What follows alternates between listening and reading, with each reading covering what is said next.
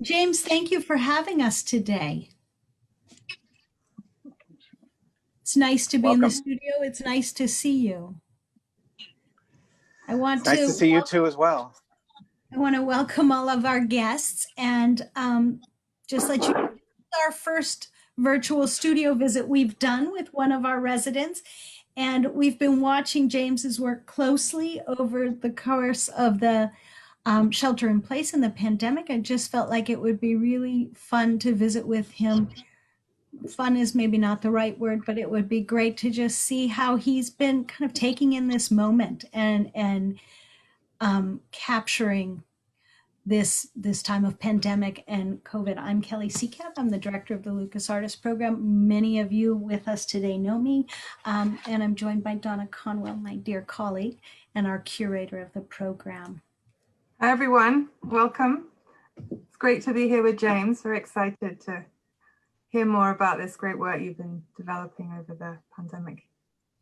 James was a Lucas Artist Fellow in 2015, and he came and spent 3 months with us. And for the Lucas Artist Program, that tends to be a rarity. We see artists who want to break up their time and come back again and come back again over time. But for James, I think it was a moment in life. His son had recently graduated high school, and he was able to really indulge in 3 months and just dig into his practice. And he created a whole body of work that Donna then worked closely with him and curated an exhibition entitled Particles. I wonder if Donna, you'd just share a little bit about that exhibition.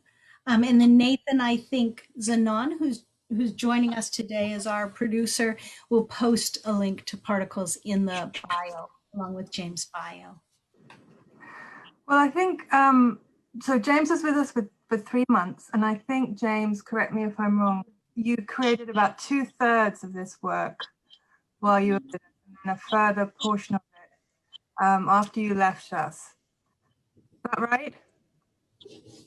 Yes, that's correct. And and then I went home. Yeah. Over the course, I think it was another 2 years before I actually exhibited it. So I continued to work on it.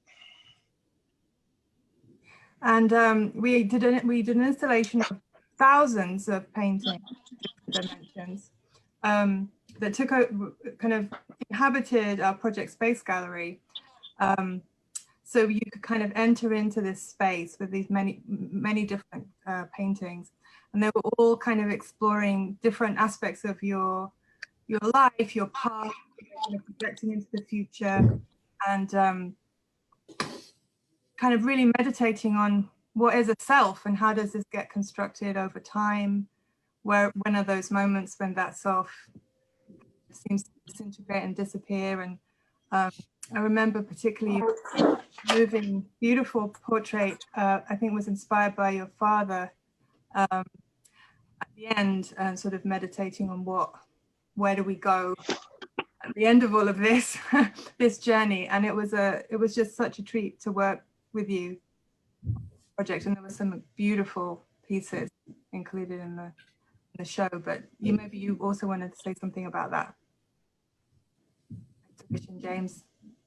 Sure, I'm going to say about half of you dropped out there. So I'm going to talk as best I can about the piece. Yeah, are you okay? Because it's really getting broken up here. So the idea of that piece was to write a painting, is what I was calling it, to basically write 10 chapters in a life that sort of explored birth to the end, and the foundation was physics and particles, and like, do we continue to exist once we die in the particles that composed us? Probably deeper than I had intended, but each chapter sort of examined a different point, as sort of a common point in life, like childhood. There was in sort of investigating childhood into middle age and to old age. So it was extensive. It was, I think, about 2,500 paintings in the end. I kind of curious if I'm ever going to be able to show it again, because it's such an extensive installation. But I mean, I'm really grateful that I had the time down there to work on this. This work sort of it initiated down there and continued through to the exhibition in 2016, I think it was. Yeah, we loved coming to visit you in your studio, and as you were creating this, and every time we came, there was new work. I mean, we felt like you were one of the most prolific artists to come through. There was just more and more new pieces. Yeah. Exciting to see that develop and then share it. So, Yeah, I mean, it's rare to get that kind of time. I do work full time, so when I can break off and just focus, that's what I'm finding. Like during the pandemic, I'm not working all that much. I'm still employed, but I don't go into work all that much. So I've been able to really sit in the studio and just focus on making work. It's actually been a rather significant coping mechanism during this. I'm not sure exactly how other people are handling it, but this has become almost a necessity for me to sit out here at least 2 or 3 hours a day and move paint around. So James, we're in the studio now, and I hope we're going to keep our sound. We've been testing it for a while, so we should just have faith it's going to work for us.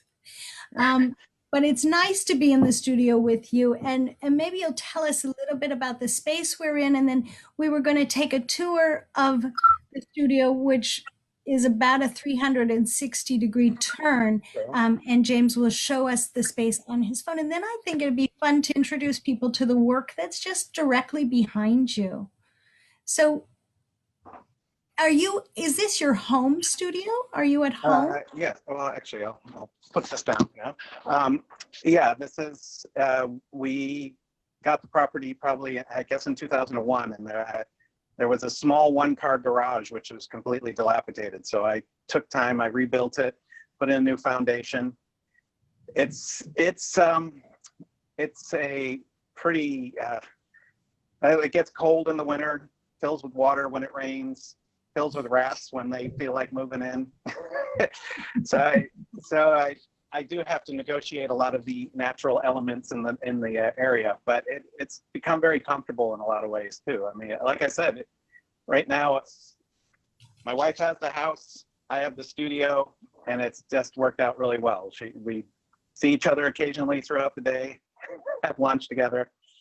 But if it weren't in my home, I probably wouldn't be in it as much. I wouldn't feel as comfortable going out to it. And we live somewhat semi-rural, so we're away from city centers and able to just sort of separate ourselves out from sometimes the worst of what's going on with COVID. So it's been definitely my sort of fortress of solitude during this time. That's great. Why don't you give us a little tour? Okay, let's see how this works. Now, like I said, if I start to move too fast, but basically, so it is a one-car garage, and this is my main painting wall. You can see sort of probably about 10 years of layers of washes, inks. James, do you have your finger over the phone? No. Over Are you the losing? camera? Over the camera? Ah. No. Are you losing the sound of the video? Well, yeah, we don't have any video. It's just, oh, there we go. There you There we go. have it. Oh, Thank you. okay. I don't know what happened there. So yeah, okay. So there's the painting wall. And like I said, there's layers, about 10 years of layers of inks, washes. It's actually quite fond of this wall. I know I have to paint it over eventually because it's getting so busy. All the ink, when I paint on it, the ink continues to run into my painting. So if I'm painting one color, all the ink on the wall bleeds into whatever I'm working on, which becomes a challenge, but it's also a pain. So this is the piece we're going to talk about in a little bit. This is the one I started through a residency at the Prelinger Library. And with it, I started building a narrative. I've always been interested in sort of the process of narrative through graphic novels and film and book. Most of my inspiration comes from films and books more than visual art. So I'm trying to build, this is the closest I've come to actually making panels and building a narrative that way. I can come in a little close on it. You can see some of the the pieces. These are drawn from images that I found at the Prelinger Library. And I believe we will talk about this more in a little bit.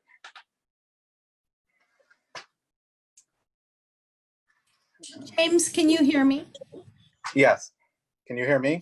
Tell us a little bit. The Prelinger Library is something that's all new to me, and it's one of these kind of gems of the Bay Area that's little known. Maybe tell us a little bit about the organization and how you got the residency there.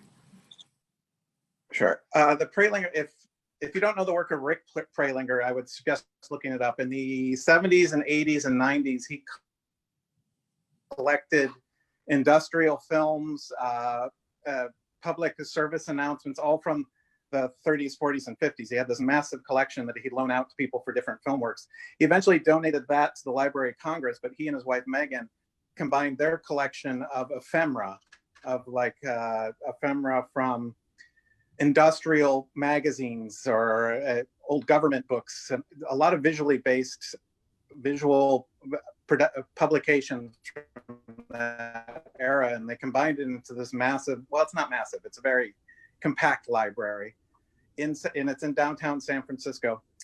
And I recommend visiting it once the world rights itself. It's a fairly amazing place, and it's easy to go down a rabbit hole there to find some bit of history that you didn't know about. They've called it a history of bad ideas, because you find all these sort of social commentary books about sexual orientation and women's rights and things like that are you can tell the history of how dated it is and how disturbing it is sometimes to read that stuff. But I'd known somebody who was working there as a writer as a residency, and I just wrote and said, I heard you had a residency. Here's my work. Can I come by and talk to you? And they just wrote back and said, we like your work. Come on in. So they set me up a little table in the back of the library, and for about 5 months, I just sat back there and painted, just continued to paint. And some of it went into this. There's also a pile of paintings that I don't have out right now that I just kept making. And it's interesting because when you find it, it's just a warehouse space. It's a small warehouse space. The next door is a pole dancing studio, which can be entertaining at times. And the hope is that I'll eventually be able to exhibit this work there. I'm kind of worried they had to restructure their space to accommodate COVID. I'm not sure if they have the wall space they used to. But if I don't get to show it there, I hope I get to exhibit it at some time. And it's been, I mean, you sort of just make, when I paint the narratives, I build them slowly. Through image, trying to find some sort of visual clues that you can use to build your own internal narrative from the images. Does that make sense? I don't know if that made sense. It makes a lot of sense. I'm going to ask you to come back and join us on the computer so that we can see you. It's really incredible. And much like with particles, I think this is so much a part of your work is all of these small paintings. Give us a sense of scale, if you would. If anybody on our who's joining us today saw the exhibition, many almost thumbnail paintings. I'm afraid I lost your audio. Ask again. Asking about the scale of your work, James.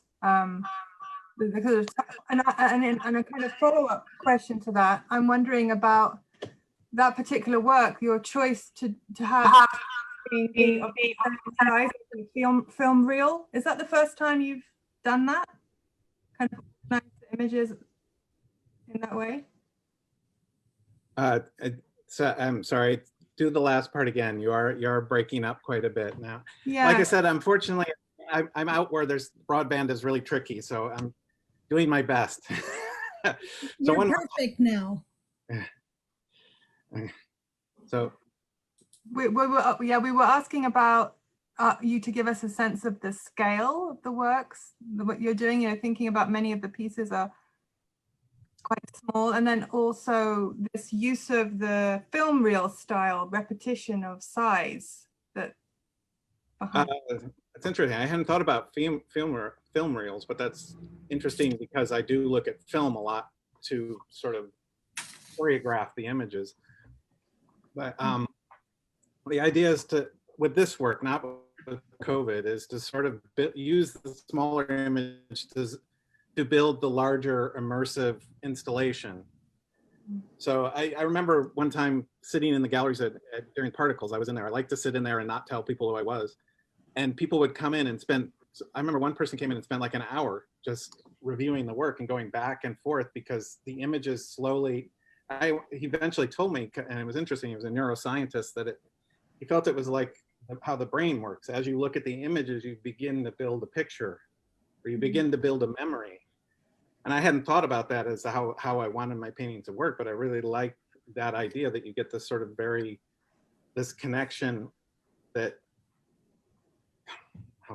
that the narrative becomes very personal in that way. You know, the images, particularly in Particles, it was to find things that were sort of very common and universal, and through that you were able to sort of review your history and build the narrative out of what your own personal experience. Does that make sense? I don't know, but I think it makes a lot of sense. It's very much what you do in your work, and you get that sense of it even with, you know, our ability to view what you've done for the Prelinger.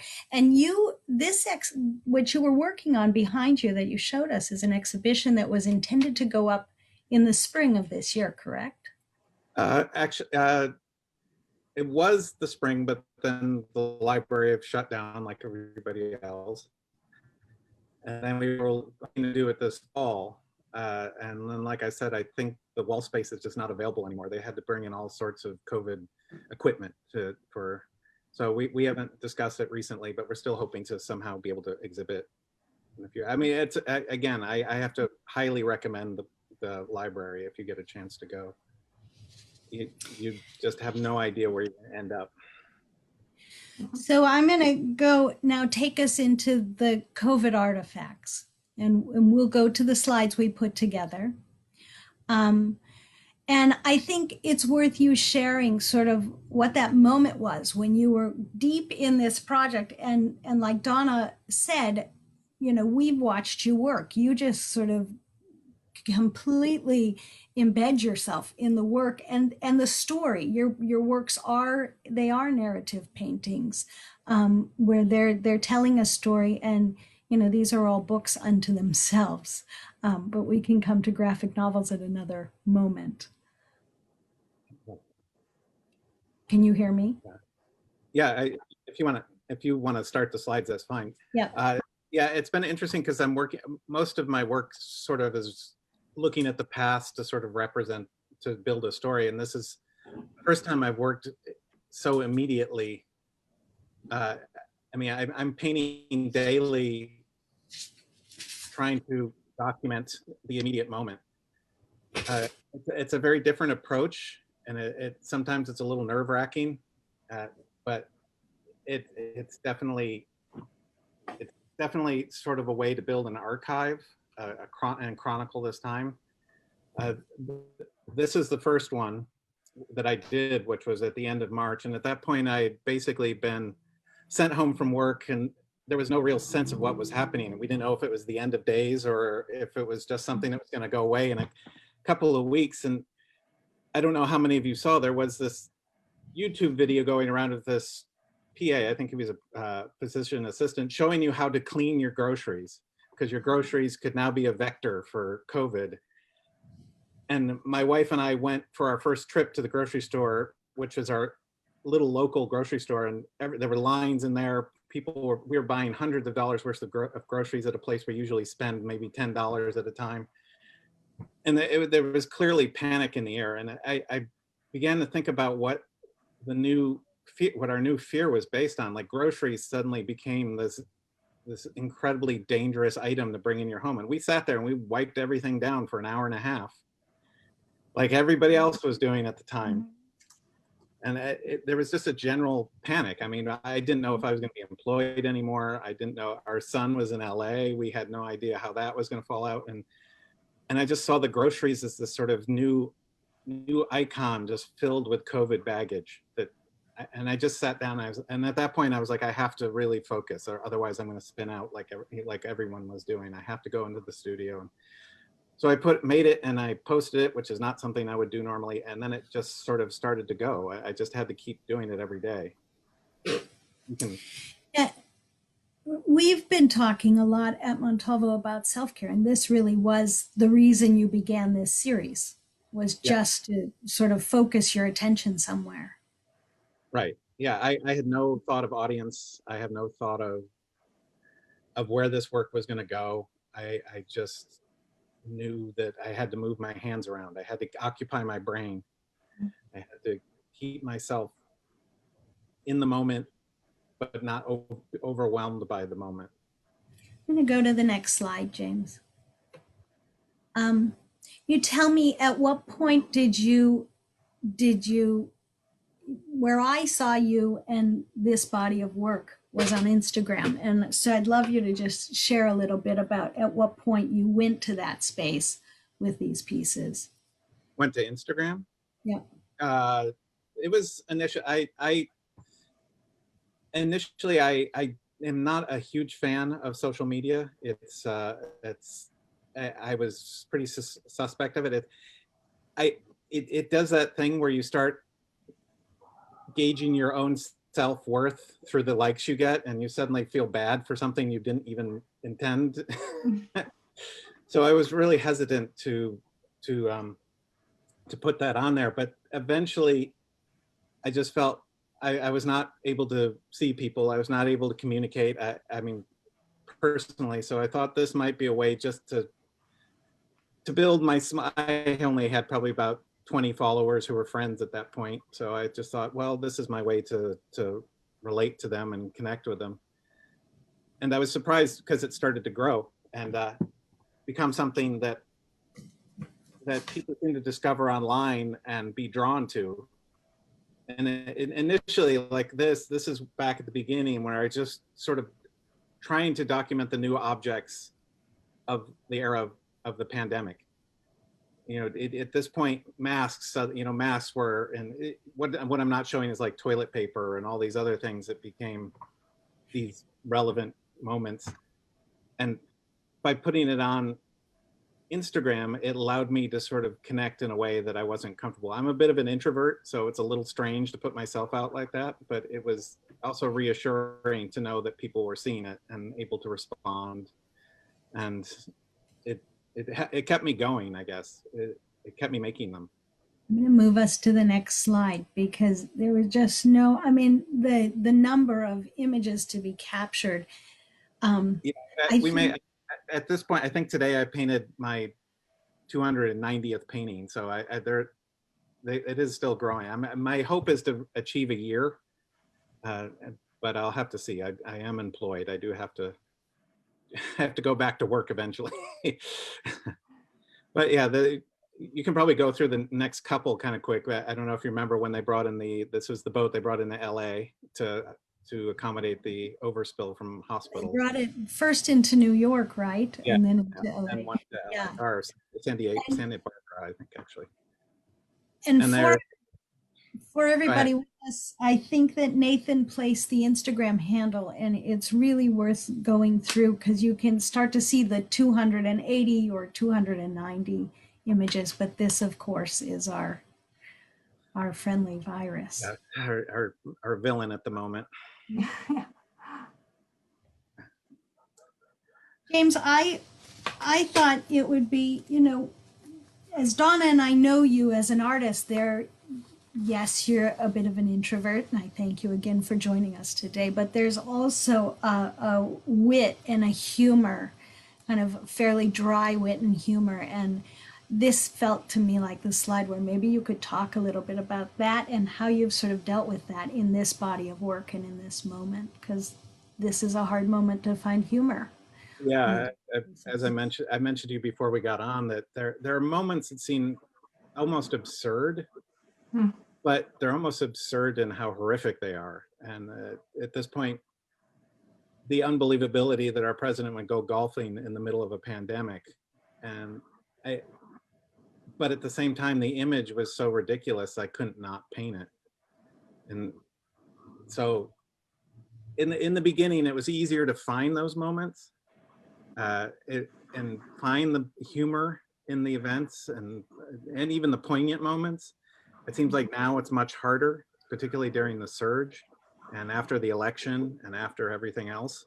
So but humor has always been very important to me in terms of my art and using it as a way to engage people. Yeah. One of the things I've always thought was strange is other art forms like film and novels are allowed to have a certain amount of accessibility, but a lot of times the visual arts are sort of, it's sort of looked as not as acceptable to be accessible. But I really want to find these moments where people can actually step in and relate and spend time with an image that has resonance with them. James, how did you select the moment? Would it just be something that, would there be several in your mind, or would it be something that you particularly gravitated? It's both. I spend, usually I get up in the morning and, you know, all the NPR commentators are my best friends now. I just, all day long, I'm just listening to podcasts and NPR, as well as I continually rotate through a series of news resources till I find images or stories that have become relevant. And if one hits me right away, I try to reinterpret it in paint. There are a lot I've tried, but it was beyond, because I'm working really quick. These are I'm trying to get them done in a day with limited time.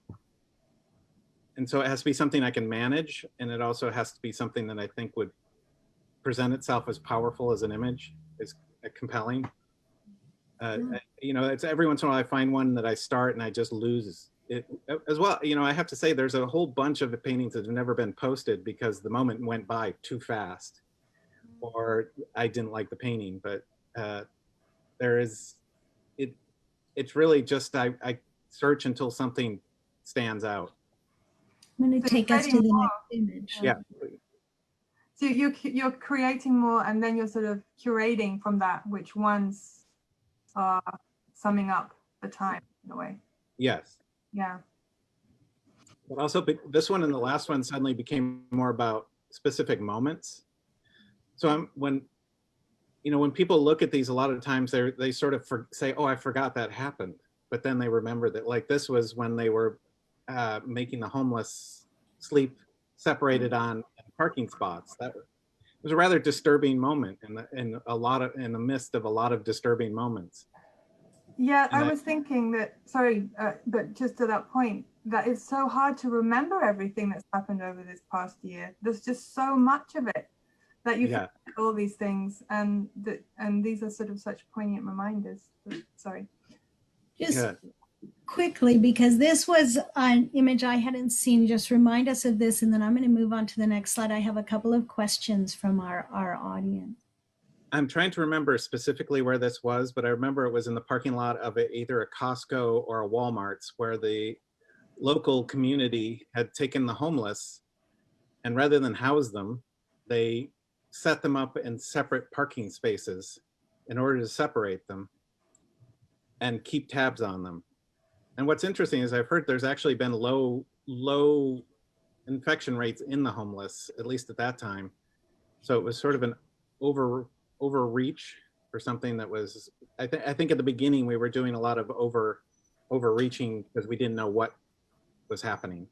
Yeah. Can you, James, I'm going to go to the next image. Can you just tell us again, you may have mentioned it when you were in the studio with us, but what material, what medium are you using? Oh, it is ink, watercolor, and gouache. And so a lot of the blues are ink, or this, it's hard to see. Am I still on camera? Because I don't see myself. Yeah, we can see you. It's this ink, which is called Private Reserve. And unfortunately, I think the company may have been a victim of the pandemic. They seem to have just disappeared. It was a small company out of Illinois somewhere. And I'm kind of nervous, sad for them if they went out of business, but also sad for me. So I've been trying to get as much of the ink as I can. And then, then the gouache and the watercolor, and what it does is the gouache will absorb the ink through it and make these sort of these pooling colors that I've grown to like. Yeah, they're beautiful. So I was not Is doing there- with the inks before, so suddenly Somebody's asking if there's a particular time of day that you are painting. um, it's generally all day. I do have to negotiate my work, even though I'm working remotely. I do have to respond to emails at least. I do have meetings for work, but I get up in the morning, and initially first thing in the morning is when I start to review the news. And then I just throughout the day, I just keep stepping up. I pretty much live in the studio right now. I'm here as much as possible. So it is all day, and then I try to post by between 4 and 6. So it's actually been helpful to have this time deadline. It's made, I mean, there are a lot of paintings I put up that I think were pretty weak because of that, but there's some that I think were stronger because I had to work and not overthink. And this is a great image. I mean, Yeah. when we look back on this year, there are these joyous moments, and this sort of certainly captures one Yeah, of this those. was again looking for poignant moments, and the opera singers in Italy were what I thought was a very touching moment. There was also at that time, there were a lot of tributes to the frontline workers, which sadly have sort of dissipated now, people singing out of windows and congratulating them. But I thought this was a particularly beautiful moment. It was great. I'm going to go on to the next slide. So then we come to this moment. We're all sort of used to sheltering in place. We are having these celebrations of our first responders, of our healthcare workers, and then we had George Floyd. And I think there's something you and I have talked about, and something, you know, we sort of know about you is your work has never been really overtly political, to say, and that's been something I know has been a choice of yours, and I'd love you to just talk about kind of how this moment hit you and what might have shifted. Yeah, that I always felt that there was political content in my work, but it was meant to be very subtle. It was supposed to be sort of the political, the personal, or something like that. And I remember I was on the fence when George Floyd happened. I realized that social dysfunction had just begun to spiral out, and all these things that had been, just avoided or not faced over years is not with George Floyd's murder. It was so, it just consumed even the story of the pandemic. And it took me to commit to go this far. I was like, I'm starting to represent things and I'm not sure it's appropriate for me to represent, but if I represent it almost in a journalistic fashion, sort of just document this moment, and I can't ignore it. I can't pretend it's not happening. And it was growing. I mean, around the world, it was continuing. You can go to the next one too. I think that's related as well. The next slide. Yeah. Maybe. Go to, oops, I want to go back to this one just briefly. Yeah. So as the protest, I was starting to figure I really had to start moving away from objects which felt safe and really talk about the actual event, the actual changes that were happening culturally, and the important sort of societal mess that we've made. And it was also more of a challenge to paint. This is a tiny painting, but it was actually pretty complex to sort of manage. Tell us just for perspective, the scale. This is about the size of an index card. If everyone remembers what an index card is, probably about 2.5 by 4 inches. No, I'm going to go to the next image. This is a beautiful image. You've mentioned several times that you have a day job. And as an artist, you've been employed at SF MoMA for how long, James? 25 years. This was my 25th year, actually. Happy anniversary. And recently, SF MoMA was putting together a show of artists' works who have been responding to COVID in this moment. Am I right about that? You are, and I was shocked and honored that they asked me to be part of it. They thought this is the image that they have used. It's part of it's going to be a lot of the PR for the show. This was the protest on the Golden Gate Bridge, BLM protest. And I have to admit, the curator who I've known for years, when she wrote me, I actually tried to talk her out of it. I was like, are you sure? No. Are you sure James. you want me in this? So so there's 88. I installed it last week. Now, unfortunately, the museum is closed. We just had to close again. There's no sense of when we're going to reopen. The show is supposed to open on the 19th of December. It does go to May 9th. I'm hoping we'll be open before that so somebody can see it.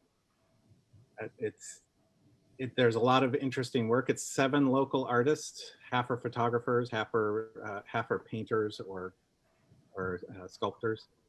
And I haven't seen all the work. It hasn't all gone up yet, but it's a pretty interesting show if you get the chance and feel like taking a trip to a museum. I have to say, when the museum's open, they're getting about 200 people a day, so there's plenty of room around you. You're not feeling Great. too endangered when you're in there. Yeah, it's interesting the whole museum part of this, because so many museums are trying to figure out how they can collect materials that will document this moment and creating new archives, and it's a very interesting kind of relationship. And then I think there's also this COVID museum that started up online as a way of sort of trying to I think wrap your arms around all of this in some documentary. I assume that has a lot to do with the immediacy of the internet too. There's so much work being produced out there.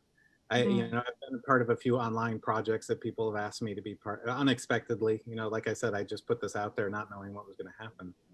The museum, Sorry, go ahead, James.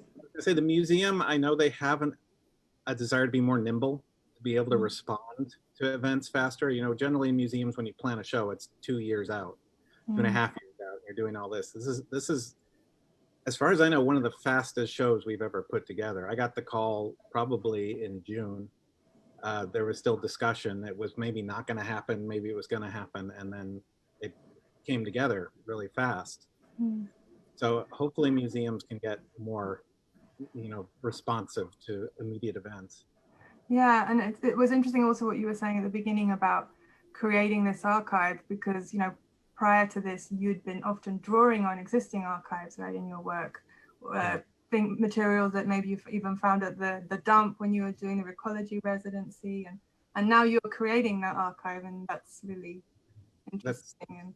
I hadn't thought about that, but that's interesting. Well, one thing, somebody was interviewing me once because the series is called COVID Artifacts, but I'm not painting artifacts anymore. I'm painting almost more events and moments. So maybe the paintings are now the artifacts. I don't know. That was a bit of a stretch, but I thought it was kind of an interesting idea.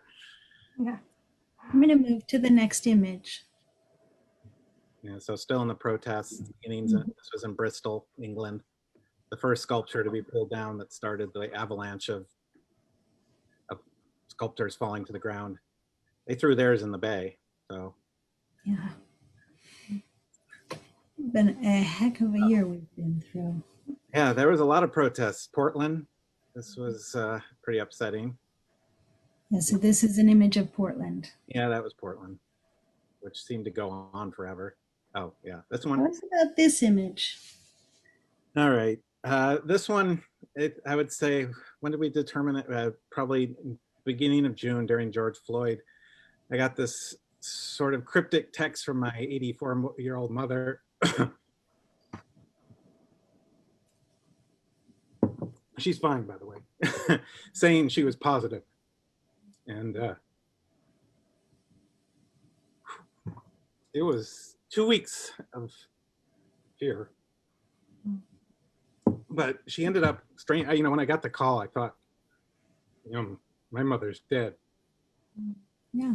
Well, that's what we thought this disease, we didn't really understand it still, even in June. But unfortunately, she ended up being asymptomatic, which was surprising. She unfortunately now has residue symptoms, headaches, and memory loss. But I'm happy to say she's now 85, and we talk frequently. She unfortunately has lost a couple of neighbors to COVID, but she is, I don't know, they're still determining whether if you have it, that makes you immune, but she's in Georgia. which is not the safest state, as well as the focus of, well, just a mess right now. And I'm, you know, she's mostly good. She mostly does not go out that often, but she lives alone, and I call her and I find out she's out, and I get furious at her. But I had that phone call this morning. Stay home. Tell us just, where is this image taken? It was a farmer's daughter in Michigan. And actually, I spent a lot of time on that farm as a child. So this was that's the actual barn. I remember that barn. So she was probably, what, 5 there. She says she remembers that tricycle. It was her big gift of that year. It's really great. This would have I'm going been to go to the next image. Yeah. We're So back. politics. It's interesting. I've painted Fauci probably 3 times now, but I like this one a lot. Just seeing him seething and staring at Pence without his mask on again. I mean, there's so many images of Pence without a mask on from that period. And I find it interesting that when you listen to Fauci, he's not the most personable guy, but he's become this sort of superhero figure during the pandemic. And I'm glad to have read today that he's accepted a position in the Biden administration, so he'll still be around. Yeah. But I have to say, I like painting Pence because there's no color to his face. You can just paint blue and white, and and it's just. And you captured that expression in Fauci's eyes. Amazing. So the question again, because I think it's really hard for folks to understand, especially in this kind of format. Give us a scale, give us a size for this image. Oh, this one is probably same size as the one that I said before. No, this is probably 6 by 8. The biggest ones, with few exceptions, are about 6 inches by 8 inches. So I don't know. So this is a piece of paper. Can you see it? I don't know. I can't see what you're seeing. So yeah, we can see it. My hand. There's the paper. And yeah, that is your biggest image. Yeah, and then they get down to this, which is the smallest. Within this series. James, yeah, I'm gonna again, go ahead.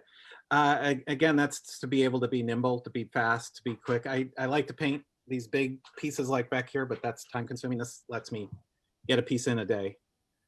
And this becomes more like a journal. And I know I'm going to stop talking and let you speak about this piece in particular. This is actually one of my favorite paintings in the series. There was such a twisted moment. And if you watch the footage of them just running around, threatening all these people, it's so disturbing. And so I mean, this whole year has been very surreal and apocalyptic, but this just felt to go, this was the beginning of just the extreme oddness. I mean, there's been a lot over even the last 4 years, but this sort of, I don't know, I can't even explain my full response to this couple and why I just had to paint them. I painted them twice. The first one I posted and I didn't like, but this one just seemed to capture it a little bit better. And the fact that they went on to be celebrities at the RNC convention was even more ridiculous.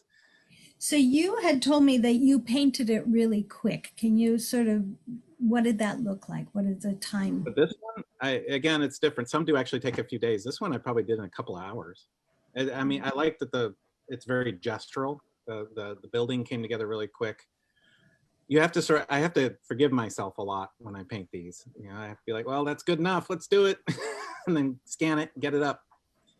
And I think that's benefited me as a painter who tends to be a little over obsessive about things. So, Yes. And also, that answers a question somebody had, which is how you turned the image into a digital format, and so you scan the images. Yeah, I scan. These are all photographed.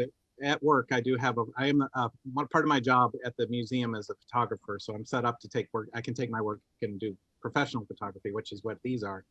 But to get it up on the day, we have a scanner that I throw it on and I scan it. Let me go to the next image. And then for all of you who are in California with us on, we didn't have enough. Yeah, it's quite something when you see all these together. But yeah, well, you begin, and we're still going. I mean, there's so many things that just keep happening. It's just exhausting. So yes, the forest fires, and the worst fire season ever. And on top of that, where we live across from a huge park that's a massive eucalyptus grove, and the threat of us burning is very real. My wife and I have boxes by the door, you know, all our things that we got to grab when we run. So, I mean, if you live in the Bay Area, you had the smoke, you had the fire. It was getting to be a lot. But I just kept painting it. I'm thinking, oh yeah, that. I actually like this one. Somehow that red really pops. That was one that I was surprised came out as well as it did. That's beautiful. And then there's this, which we've seen so many iterations of capturing this moment. Again, if you're not in the Bay Area, this was, you know, San Francisco. And this is what the Bay Area looked like for a couple of days. But yeah, but then there was that one Wednesday that it never got light. It was just dark all day long. And it was the apocalypse as far as I can see. I think I commented that we've reached Blade Runner at this point, because throughout the day, I painted 5 of these. And if you go on the Instagram, there's a set of 5, and just documented the shifts in the orange. But the day was so unsettling. All day long, I felt like just out of sync. Like something was not right in the world. Yeah. And it was strange because that day the air was breathable. For some reason the way the atmosphere was, the smoke was staying up, which was probably what was causing the orange. So you'd come out and it'd feel like a normal day, but all the shadows were cast in this orange, unreal color. I hated that day. Next day. Oh, and then just because the fires kept going, this is in Colorado. And I'm actually painting another fire one today because there's more fires down in LA again, because even though the fire season ended technically, I don't think that's going to happen anymore. Last month. Yeah. All right. Another bad day. I keep saying it was one of the worst days, but there were so many worse days. This killed me. I think this killed a lot of people. You can go to the next one. It's related. I just, you know, I still have not recovered from this, and then the awful fallout because of it that has now probably changed the state of our country for who knows how long.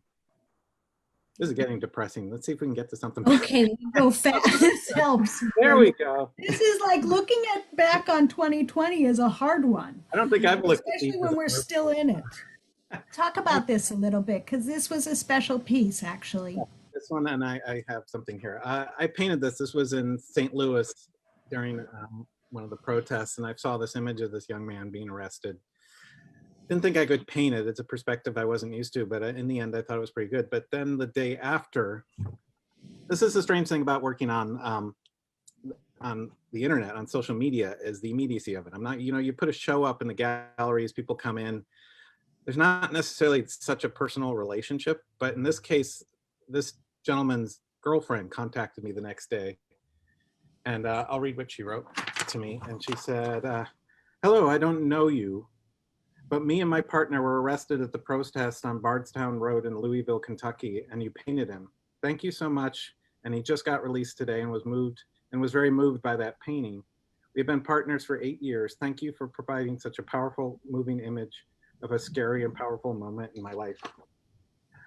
And I have to say that both was very touching me and a little scary, because suddenly you realize that this stuff has real world consequences.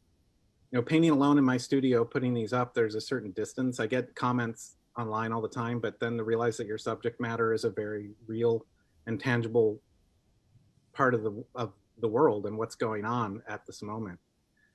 So I've been in contact. I sent her a digital copy, and this piece is in the museum show, so I'm going to let her know that it's being represented in the museum. That's great. James, So for an image like this, are you capturing the image? Are you seeing this in the press? You said you're listening to NPR, but where are you seeing these? Are these images in the newsreel? Are No, they on television? In the newspaper? they're on news websites like The Guardian has Okay. they do a feature where they do daily pages, do daily photos, and I don't know if that's where I found this one, but there's a lot of elements like that, as well as there's sort of independent news sources out there that have their own documentation. Okay, so mostly internet news feeds that you're looking at. Okay, I'm noticing the time. I don't know what you want Yeah, to do that. I am too. I got a lot. If you want to Told just, you our time would go fast. Let's go through because there's a bulk of them at the end that we're going to it just. gets pretty grim before it gets better. Politics, the Here's a election. little humor. I'm hoping that makes sense to most people. You can keep going.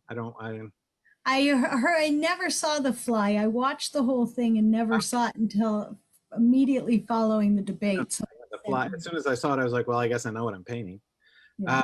Trump, after his recovery from COVID, just pulling his mask off. His mention of the Proud Boys.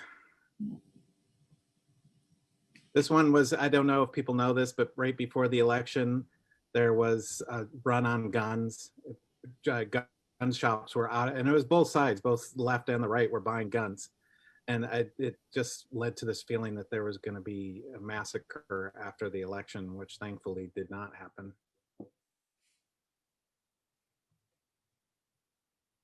Mail-in voting. Mail-in votes. And this was election day. I actually, if you go on, you'll see that I did 5 paintings on election day. That was a marathon. Again, it was a way to not be thinking about what was going on. A lot of this is to sort of disengage. Even though I'm listening to the news all day, somehow having my body occupied, my brain occupied with a painting, it doesn't weigh down quite as much. So this was the first one. That you can see the other ones online.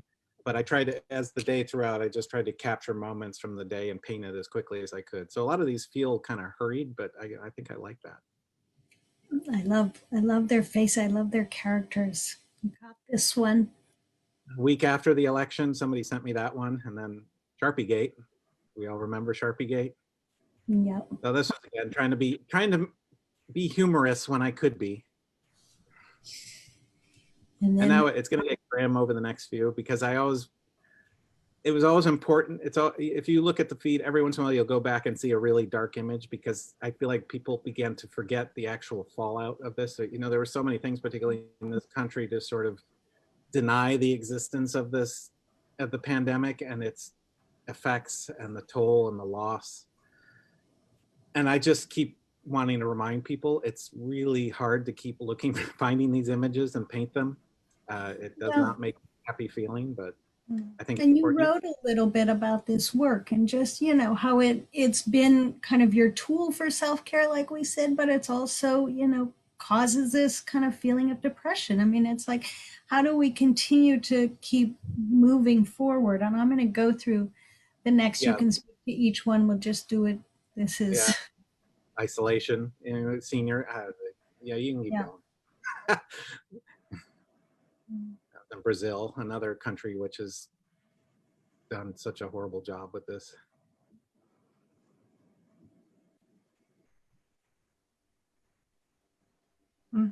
And then this became my painting, the metaphor for 2020, the dumpster fire. Painted this somewhere in the election. I was just like, oh, this has gotten to be too much. This is definitely. It's funny, of the paintings, this one seems to have gotten some of the most responses. I think everybody sort of was able to relate to this and have this feeling. I just hope that this fire goes out at some point because I'm tired of it. And the last painting, which I think has been the favorite painting thus far on the Instagram feed. I'm ready, James. Yeah, this is, I think I remember there was a run on like liquor at the beginning. And I was just like, well, that's pretty funny, but it makes sense. So I just painted that. So there, actually, if you go through particularly at the beginning, you'll find a lot of these things that people are using for tranquilizing themselves during this time. Anyway, yes, so that's the last slide. There are a lot more if you care to visit my Instagram. Yeah, and Nathan has put the Instagram handle in the space, and I notice often, I'm going to stop sharing and bring us back together. When you're hashtagging, when you're sort of putting your things, you're calling Instagram the best gallery, or you refer to it as. Well, actually, that's actually an online gallery. There's one called Best Gallery, and they're featuring COVID work from different artists. But it's terrific. So that's usually like if I put something up that's kind of obscure, the hashtags are a way to sort of clue yourself into it. Because I've had people tell me they had to do some research because they didn't understand what I painted. So if you find something and it's like, what is this? You should be able to find clues somewhere in the hashtags. I can't thank you enough. I know this is not necessarily your favorite space nor your happy place, but the studio is your happy place. And I really am grateful for you sharing your time with us and sharing the day. I want to open it up. There's been questions throughout, but if there's any last questions for James, one thing I'm not sure everybody caught, but tell us again, how many of these have you done? I think yesterday, the 2 I did today puts me at about 290. 290 paintings since the end of March. Yeah, Since and you'll the see first grocery shop. Yes, first, and I had no idea. I had no idea any of this was going to happen. I guess that's the sort of, I hate to say magic, but the what can happen with social media is it can blow out, go way beyond whatever you expected. It really was. I really had probably 15, 20 people on my Instagram page that were friends of mine, and I just thought, here, I'm doing this. What are you doing? How do you feel about social media today? How do you feel about Instagram in particular? It's mixed again still. And Instagram is a little less, it feels a little less judgy than Facebook, but and you can use brevity is a little more encouraged there. I've seen a lot of other artists doing interesting things on there, so I'm glad that people are able to find a way to share their work and find audiences. And it's interesting. I was going to say, because these pieces are small, I think they work okay in this kind of format. Like this big stuff like I have behind me would be a little harder to interpret. James, would you ever think of turning this into a book? Yes, I actually, about halfway through, I've been asking around. I've tried approaching people. I have no connections to publishing, but my dream is to do a book of the images and invite writers to write a page responding to images they choose. So, put out maybe 150 of them and say, pick one and write what your moment, your memory, a poem, a short story, and we'll pair it up and make this journal. I'm kind of treading water, trying to figure out how to do that. It's not my skill in there. So I do have a few people that want to work out with me designing the book, but getting it there's a little bit harder. So yes, I would love to see what happens with the book. I think Linda Lancioni was that big. They kind of would work as a small physical book. We're going to have to send her this conversation, Donna. I think. Well, I think I saw her. I think she might be with us. Is she with us today? Let us know if you are. I thought I saw her, but I just mentioned that because you invited Linda to write a series of poems. She says, "You bet I would." Yeah. Hi, Linda. Hi. In response to your paintings, which was really, really amazing. Yeah, since she's there, I just want to, I really appreciate that she did that. I asked her to write poems in response to the piece Particles, which she read at the opening, and it was quite beautiful and touching. Yeah, they were phenomenal poems. This has been a great Friday afternoon. I hope you enjoyed yourself. Yeah, I mean, I feel like, are there any, I guess we're at 3. I was gonna say, if there's any questions that you feel. Well, we were asking a lot of the questions from our attendees during the talk. So, you know, a lot of questions, just scale and size and medium and what you're using and where the images are coming from. And there's a lot of these kinds of like, bravo, James, what amazing work. So it's well received. Yeah. I'm going to try to bring my camera up again to show my materials in case that was anything. Oh. We had a little breakdown early on, but we pulled it together, and I'm quite proud of us. So yeah, you can see my boxes of paper. Those are my ink supplies. This is where I sit and paint. Oh. Now tell us, go back a second. There's one in the works. James sent me an email this morning. He said, really, does it get much weirder? Yeah, I'm gonna turn off that camera. Tell us what that image is of, James. She had her debut briefly. You'll see her on Instagram. Yeah, I can hold it up here. So what is it? Melissa Coroni. She was witness with Rudy Giuliani yesterday, who basically is a character from a Saturday Night Live sketch. If you have not looked up and seen this video, I highly recommend tracking down this character, because I could not believe it was a real moment. I had the same experience. James, thank you very much. Thank you. This has been a real treat. It's been fun to see you. I wish it was in person. I wish Trina was closer to us and we could all be here together. James' wife has also been a resident fellow with the Lucas Artist Program, has a work on the grounds, Trina Nuval. So hope you two are very well. Hope Sam's finding his way in all of this. You're a young filmmaker. We miss you. Yeah, well, thank you. I hope all of you are doing well in your families as well as everyone who tuned in. I hope you're all safe and sane. And thanks. I hope I was somewhat. Whatever. You were fabulous. Anyway. You were, as always. All right. So thank you all for joining us. It looks like people enjoy visiting a studio. Hang on, I think there might be. Oh, somebody else was going to ask about writing in conjunction with the image, but they have their answer. So, all right, James, you take care. You too. And 2020 is almost over. Yes. The COVID is not quite there yet, but we see a light. Yes. Yeah. Well, let's see. Let's see what changes. All right. Well, thank you again, and take care, everyone. You too. Thank you, James. Thanks for joining us. Lovely to see you.